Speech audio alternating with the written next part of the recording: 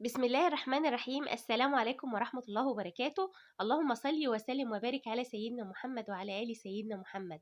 اذكروا الله ألا بذكر الله تطمئن القلوب. ازيكم حبايبي؟ عاملين ايه؟ يا صباح الفل عليكم. يوم جديد كده ان شاء الله بإذن الله. فيديو النهارده حابة كده أشرح لحضراتكم تجربتي مع تربية الفراخ البيضة مع الفراخ الساسو، فتابعوني في الفيديو ده. بس قبل ما نخش على تفاصيل الفيديو، لو انتوا أول مرة بتشوفوا القناة عندي، أتمنى طبعا تشتركوا، أتمنى كمان نتفاعل باللايك على الفيديو علشان إن شاء الله بإذن الله يوصلك كل جديد. بصوا حبايبي، هنا كده أنا كنت حاطة في البطارية دي كده كانت فراخ فيوم كنت جايباها عمر يوم.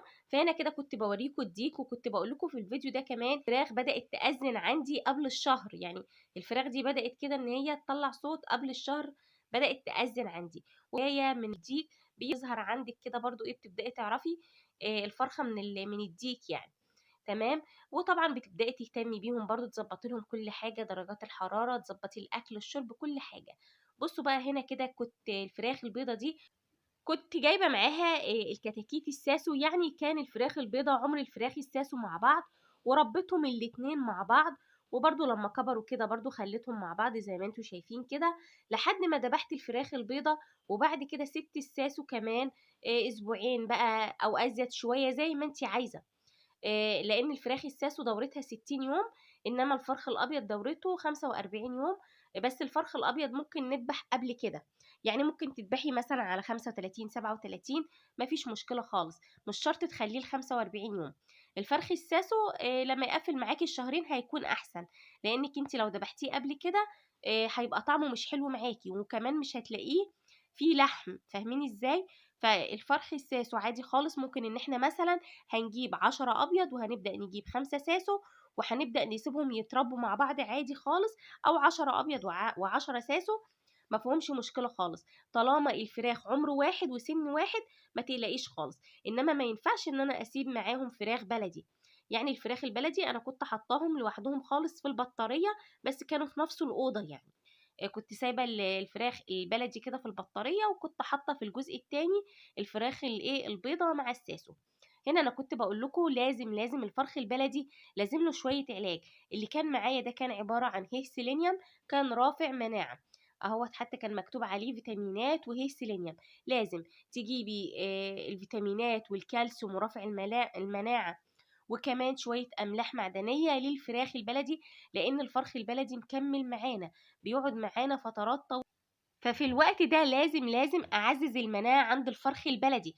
الناس اللي بتقول الفرخ البلدي بيجي وقت من الاوقات اول ما بيبدا يتم الشهر بيبدا يموت، الناس اللي بتقول ده الفرخه خلاص انا جبتها وخلاص قربت تبيض وبدات تموت. بصوا انا كنت بقول لكم برضو هبدا احط برضو للفراخ البلدي الخميره، وكمان معاها معلقه السكر، حلوه جدا جدا، بتنشط معاكي البكتيريا النافعه في جسم الطائر. حلوه جدا برضو، بتخلي الفرخ معاكي بتزود الوزن. فالخميرة ليها فوائد كتيرة قوي. ان شاء الله لو كفى الفيديو هقول لكم برضو بالتفصيل فوائد الخميرة، وكمان مع السكر بتعمل ايه للفراخ البلدي. المهم هرجع تاني هتكلم معاكم. طيب اسباب الموت دي ايه بقى؟ الموت المفاجئ بالنسبه للفراخ البلدي ان انت لازم تعززي المناعه، لازم ترفعي المناعه. في جرعات لازم تديها برضو للفراخ البلدي، في كوكسيديا، في كولوستريديا، في برضو غسول كلوي، في جرعه مضاد سموم. في جرعات كتيرة لازم تهتمي ان انت تديها. في ناس كمان بتجيب الحقن اللي هي بتاعة البرد للفراخ البلدي، بتجيبها برضو كل سنة وبتبدأ تحقن بيها الفراخ. بس أنا الصراحة أنا يعني المرة الوحيدة اللي جبتها من الوحدة البيطرية وبدأت أحقن بيها الفراخ عندي، بدأت تحصل عندي مشاكل كتير الصراحة فيهم، فما كنتش بعمل كده. فكنت بقى بعمل ايه؟ كنت دايما بعزز المناعة، بحب دايما ارفع المناعة عند الفراخ عندي. خلطة الثوم، البصل ده بصوا سحر سحر. لو كل يوم هتخرطي بقى بصل للفراخ البلدي عندك، بصي ما فيهاش اي مشكلة خالص. هاتي 5 كيلو بصل في المكان وعلقيه، وكل يوم وانتي طالعة قطعي بصلتين على الريق قبل ما تحطي اي وجبة رئيسية. حاجة كمان فص الثوم ده او الراس الثوم، كنت برضو بجيب راس الثوم ادقها كلها واحطها اول حاجة يبدأ الفرخ البلدي ياكلها على الريق كده. تمام. كانت بتبقى حلوة جدا جدا. يبقى انت عرفتي دلوقتي الثوم والبصل اساسي معاكي على الريق كده يبداوا ياكلوا منه. حلو جدا. طيب هرجع تاني هتكلم معاكم برضو في الفراخ الساسو وفي الفراخ البيضة. تربيتهم حلوة جدا، ما قابلتنيش مشاكل ولا حاجة. طول ما انتي مظبطة المكان والمكان عندهم زي الفل ونظيف دايما ومهتمية بالفرشة تحتيهم، بتكون النتيجة بتاعتهم حلوة جدا. في نوعين من الفراخ الساسو، جيل أول وجيل تاني. طبعا الجيل الأول فيه مميزات كتير، فدايما اتأكدي كمان ان انتي جايبة الجيل الأول. طيب هتأكد ازاي؟ هجيب من مصدر يكون موثوق فيه. دايما اشتري طيوري من مصدر يكون موثوق فيه. حاجة كمان عايزة اقول لكم، سواء جيل أول أو سواء فرزة أولى، هيفرق معاكي في حاجات كتيرة. أولا الفرزة الأولى ديت بتكون كمان مناعتها حلوة جدا، بتستحمل معاكي. يعني لا قدر الله لو حصلت عندك مشكلة، بتبصي تلاقيها بتبدأ تستحمل معاكي كتير جدا، وبتقدري ان شاء الله تعالجيها. انما طبعا كل ما بيبقى الفرخ طبعا مش حلو والكلام ده كله، بيبدأ طبعا تظهر عندك مشاكل كتيرة. فالجيل الأول حلو جدا في الأوزان، بيكبر معاكي بسرعة، بتبقى مناعته حلوة، بيستحمل معاكي كل حاجة، فبيبقى زي الفل.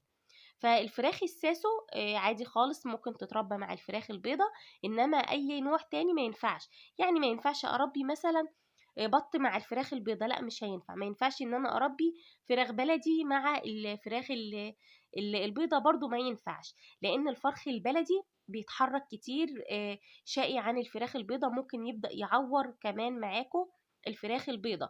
فالفرخ الابيض من طبعه فرخ كده بيحب الهدوء. طيب الناس برضو اللي هتقولي طيب ايه الخلطات اللي كنا بنعملها؟ انا كنت بشتغل معاهم بكل الخلطات اللي انا بعملها للفراخ البيضة. فحبيت كده في فيديو النهارده يعني اقول لكم ان انتوا عادي ممكن ان انتوا تجيبوا الفراخ الساسو. وطبعا لما بتبداي بقى تذبحي الفراخ البيضه، بتبداي بقى تكملي تربيه الفراخ الساسو. بصوا بقى، انا برضو هقول لكم على حاجه انا كنت بعملها. طبعا انا ما كنتش باكل الفراخ الساسو برضو علف. يعني خلاص انا ذبحت بقى الفراخ البيضه مثلا عمر 40 يوم. بيكون برضو الفراخ الساسو عمرهم 40 يوم. ببدا بقى بعد كده ابدا ادخل بقى شويه عيش، شويه شيشه، شويه حته فول. الكلام ده كله علشان خاطر ان انا اغير برضو الطعم، وكمان الفرخ يتحول معايا لفرخ بلدي. اما اجي اكله كده يكون ليه طعم مميز كده وانتي بتاكليه. فالفرخ الساسو برضو في الطعم حلو جدا جدا. بتبداي تعملي له تقليبه كده. الناس اللي هتقولي طيب الفرخ الساسو حلو للبيض، لا ما رشحش الفرخ الساسو خالص للبيض، لان هو برضو المناعة عنده ما بتكونش قوية. فأرشح لك لو هتخلي حاجة للبيض، ممكن الفيومي، ممكن البلدي المشعر، ممكن البلدي، زي ما انت عايزة. ان شاء الله هبقى اعمل لكم برضو فيديو بالتفصيل اهم نوع فراخ عن تجربتي انا، حلوة جدا للبيض معايا. فتابعوني ان شاء الله في الفيديوهات اللي جاية. بس لو وصلتوا معايا لنهاية الفيديو وطلعتوا حتى مستفيدين بحاجة بسيطة، اتمنى من حضراتكم اتفاعلوا كده باللايك على الفيديو علشان يبدأ يوصل لعدد كتير. فاستنوني ان شاء الله في فيديو بكرة بإذن الله على خير. أشوفكم إن شاء الله بكرة على خير. مع السلامة.